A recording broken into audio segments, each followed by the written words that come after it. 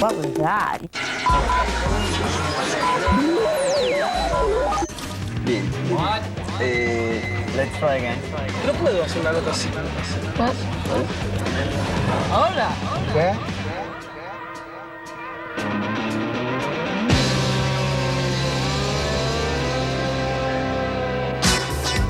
Hola, soy Javier Andrade de Noticias MTV con otro capítulo de la serie de especiales Bla Bla Bla, donde los artistas pasan más tiempo frente a la cámara sin tantos cortes. Esta vez las entrevistas corresponden al personaje de estos días, a Madonna, y prueban que es cierto, que como dice, creció junto a MTV.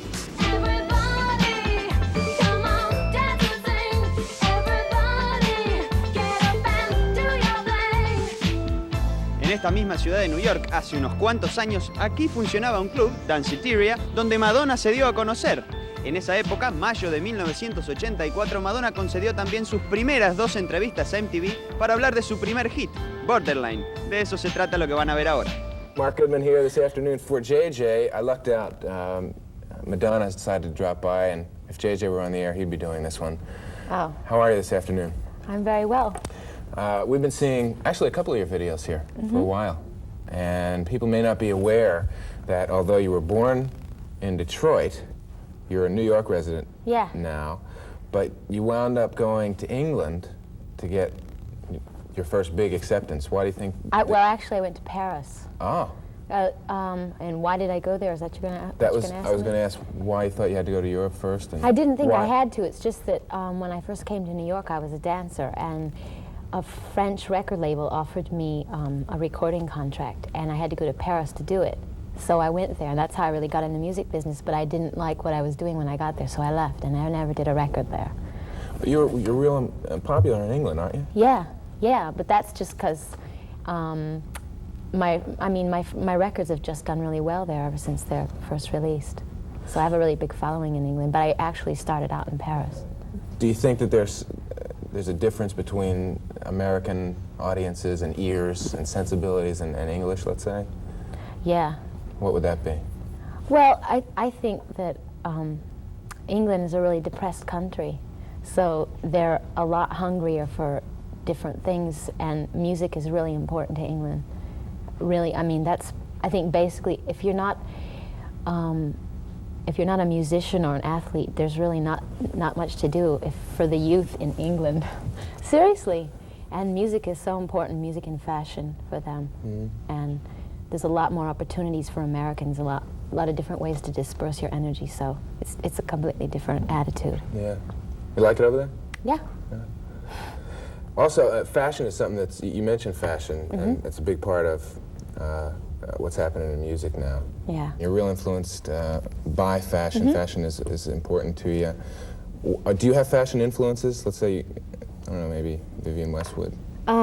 Yeah, well, she's one of my favorite designers, actually. Is she really? World's End. That's a great store in England. Yeah. Great clothing shop. Whenever I go to England, that's where I buy all my clothes. Are you the designer of your look, your hairstyle, the clothing? Oh, yeah. Do you think someone else could come up with this?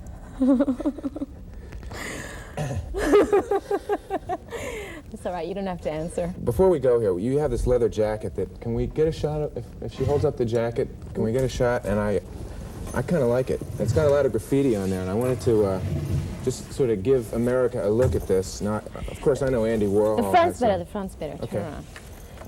And while we're giving America a look at this, maybe you could explain, you see it? What does boy toy mean to you? Well, it's my tag name. It's what I write up on walls. What does it mean? What do you think it means? Oh, you're good at that. Just turning those questions right around. Who could design the thing? Well, boy toy is your graffiti name. You spray it on the walls around New York. Yeah, but it also has a kind of humorous meaning to it. Okay. If you know what I mean. I know exactly what you mean.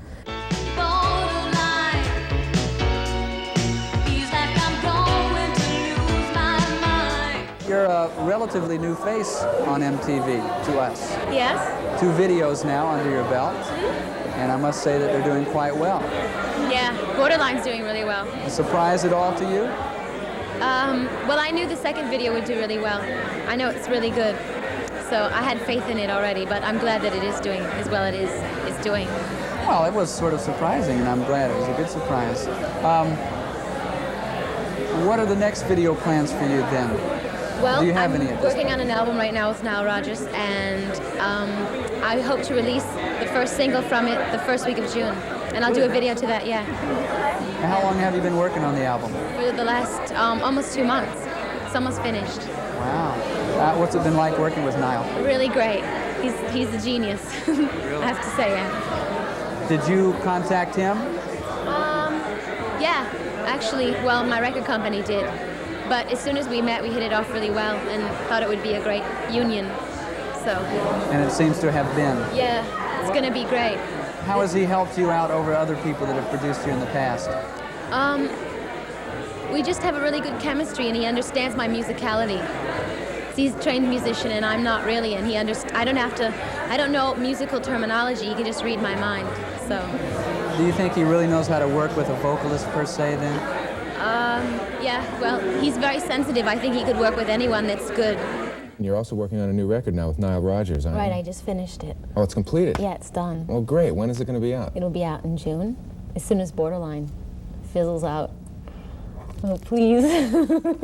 No, I'm really excited about it. Wait, you don't want to say that you want your song to fizzle out on MTV, do you? No, I just want to put something new out. Okay. You can't do that till the other stuff isn't interesting anymore. Aunque estaba apurada por sacar nuevo material, su segundo disco, Like a Virgin, debió esperar varios meses, pero fue por una buena razón. El primer álbum siguió vendiendo un buen tiempo. Ahora volvemos desde New York con el recuerdo de una joven Madonna. Hi. How are you this evening? On the verge of getting drunk.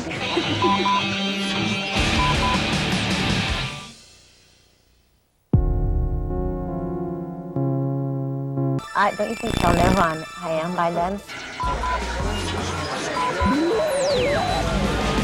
Madonna y su bla bla bla. En esta segunda parte, otra entrevista de 1984, el año de su gran despegue. Mientras el tema Lucky Star se ponía de moda, la cara de Madonna fue una de las que se vieron en el New Music Seminar, un encuentro de músicos que se realizó aquí, en el New York Hilton, y donde también participaron como panelistas gente ya reconocida en ese entonces como George Clinton, Afrika Bambaataa, Fred Sneijder de B-52, John Oates, Lou Reed y el mismísimo James Brown. Well, it was a real thrill to be sitting with some artists who I really respect and admire. James Brown, George Clinton, so on and so forth. And in addition to that, I felt like I had something to share with a lot of other people who are aspiring recording artists if they had any questions about what they could look forward to or any advice I could give them, before, on getting a record contract. So I think I had a valid contribution to make. Videos might have a limited audience in one sense, but on the other hand, you could be reaching a lot of people that would never be able to come and see you live. So I think that they're definitely an advantage. I think And kids only, I'm sorry, but kids today worship the television. So I think it's a great way to reach them. I sort of resent the fact that a kid grows up, listening to the radio and listening to the great music, legacy of music that we have, and dreams about playing the guitar or playing the drums, and all of a sudden has to be an actor. To me, that makes absolutely no sense at all. If someone wants to be, that's great. But as far as I'm concerned, I always wanted to be a musician. And, to me, that's still my purpose. Yeah, but listen, when you perform on stage, you're acting. I mean, that's a performance. So if someone puts a camera on you, what's the difference? You're acting right now. My definition of new music is something that's, fresh and reflecting of, the times, the politics, the fashion, the energy, something new, something that's applicable to what's happening in the world today. How do you think your music fits into new music? Well, to start off with, a lot of people thought that I was a black artist before they saw my videos because a lot of my music is more R&B oriented, and I think that I'm a white artist doing R&B music, getting played on pop stations, and I think that is the kind of records I make is really changing people's ideas of, splitting up, categorizing music, and I think that's opening up ways for black and white artists as well. So that's something new. Starlight, starlight, the star I see tonight. Starlight, make everything just finished recording an album with Nile Rodgers, and I hope to put it out in October, but they're still playing stuff off my last album, which I can't complain, but I'm really anxious to get the new stuff out. So you can expect a new release in October. Have you started working on the videos for the new album? Yes, I have a video that's already ready for the new single I'm putting out in October. There's a video which I shot in Venice a couple of weeks ago, and I'm really excited about that too. Can you give us some more of the details? Who directed? Mary Lambert directed it. She directed my Borderline video, and you know, I worked with her again because I thought she was really great. Okay. What's the title? Like a Virgin. Anything else? No comment from the Peanut Gallery.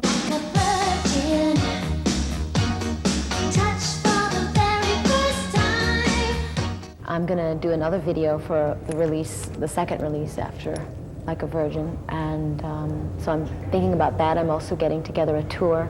I plan to go on tour upon the release of my album in October, an American tour of major cities, and possible parts in movies, but I can't really talk about that. So. As far as your band for the tour? Yeah, who am I going to use on the band? A lot of different people. Some people that I've been working with through the years. I mean, I had a band before I got a record contract, so some of those musicians, and I'm still not finished auditioning people, so I'm not even sure myself. But whoever they are, they're going to be great. A pesar de todos sus planes, los fans de Madonna debieron esperar más de un año hasta que finalmente pudo salir de gira. Eso sí, como anticipo tuvieron su primera aparición en la primera edición de los MTV Video Music Awards, que se realizó en el teatro que está a mis espaldas, el Radio City.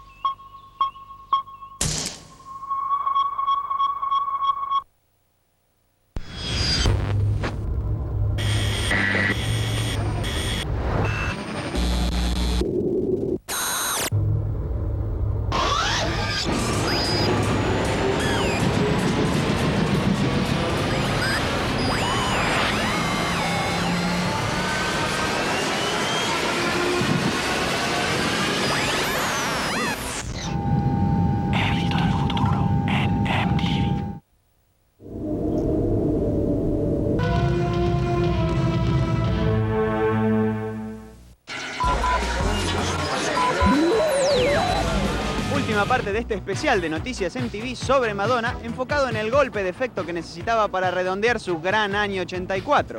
Cuando tuvo la chance de aparecer en los MTV Video Music Awards, decidió hacerlo saliendo de una torta, vestida de novia, actuando a lo Madonna y cantando Like a Virgin.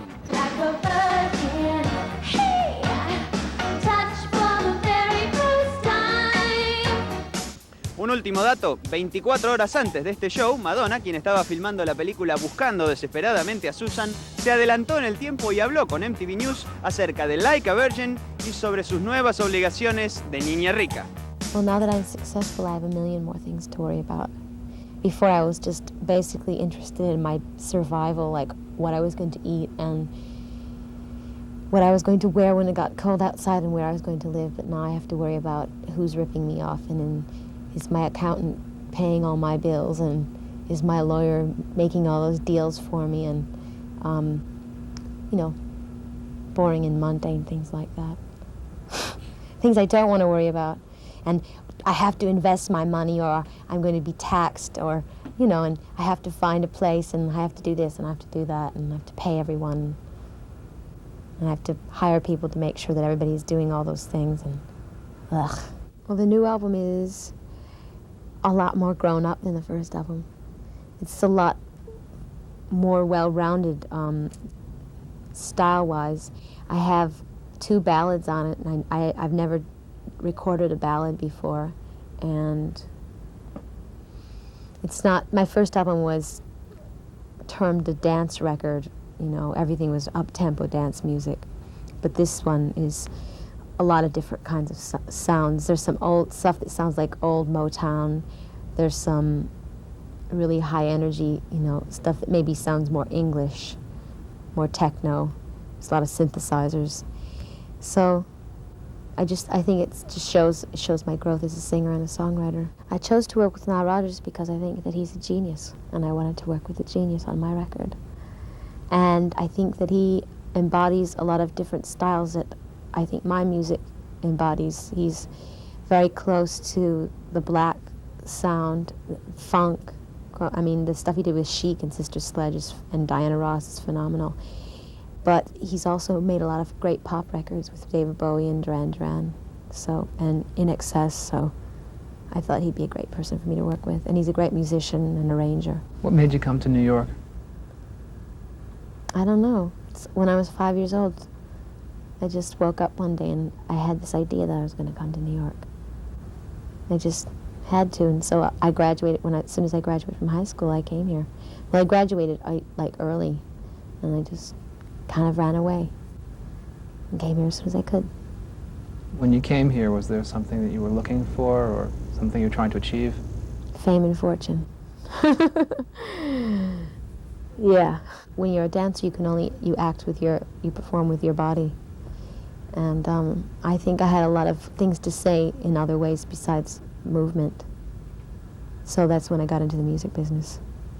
And to me, film is just the ultimate, you know, that's the embodiment of it all. You can do all that, only it's captured forever on celluloid. And you can dance for inspiration. The movie I'm working on is called Desperately Seeking Susan. It's directed by Susan Seidelman, who did a movie called Smithereens. And I play Susan.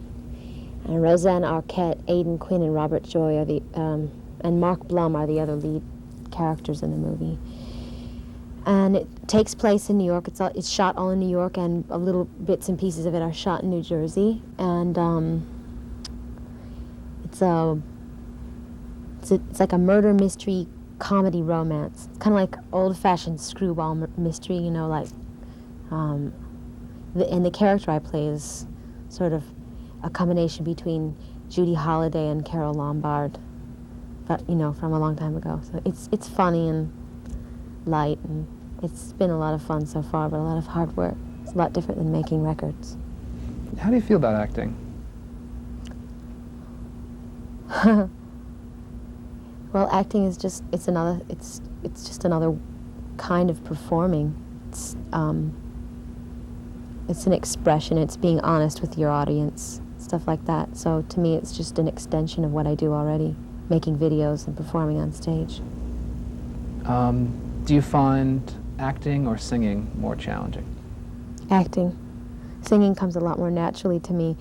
When you make a movie, you really have to rely on your concentration because there's people standing all around you with cameras and lights and all sorts of electrical equipment, and it couldn't be further away from being like the real thing, and you have to ignore everything around you. Everything's shot out of sequence, so you really have to just pretend you're somewhere else and try to concentrate and, you know, and remember how you got to where you are right now, because a lot of times you shoot stuff that's happened in the actual movie before you've done the stuff that happens to get you where you are right now. Does that make any sense?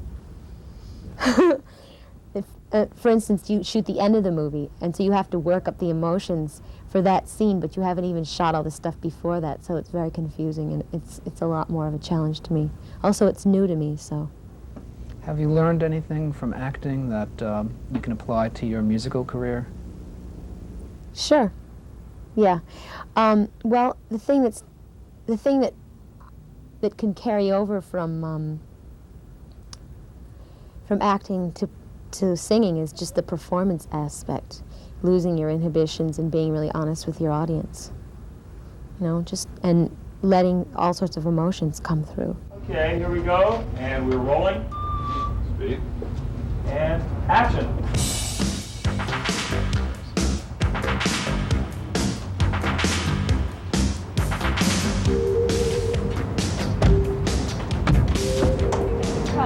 No, let's go in again.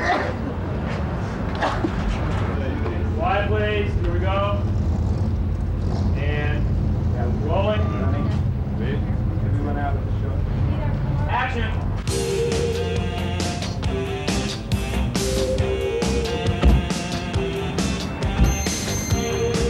I tried not to open my legs. It's impossible. They can beg and they can plead, but they can't see the light. That's right.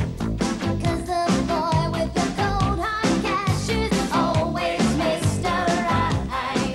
I don't think that I'm using sex to sell myself. I think that I'm a very sexual person, and that comes through in my performing. And if that's what gets people to buy my records, then that's fine. But I don't think of it consciously, well, I'm going to be sexy to get people interested in me. It's the way I am. It's the way I've always been. Every once in a while, I'll get a reaction from another performer who's a feminist, a singer. And if I do get anything from them, I think it's really, I think they're jealous and envious of me. And my reply to them is that that's the choice that I've made. I don't, I'm not going to tell you what to do with your life, and you're not going to tell me what to do with mine. I enjoy this.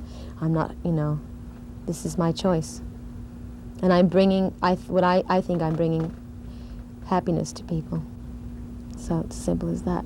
I think that the world sees images. I mean, you build an image for yourself, and the world ends up seeing only that aspect of you. Maybe eventually every person is multifaceted, and hopefully, the longer your career goes on, the more you can get that out of you. But I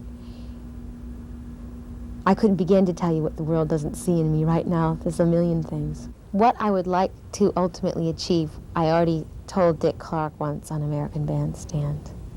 So I'll repeat it again and annoy everyone who was annoyed before when I said it.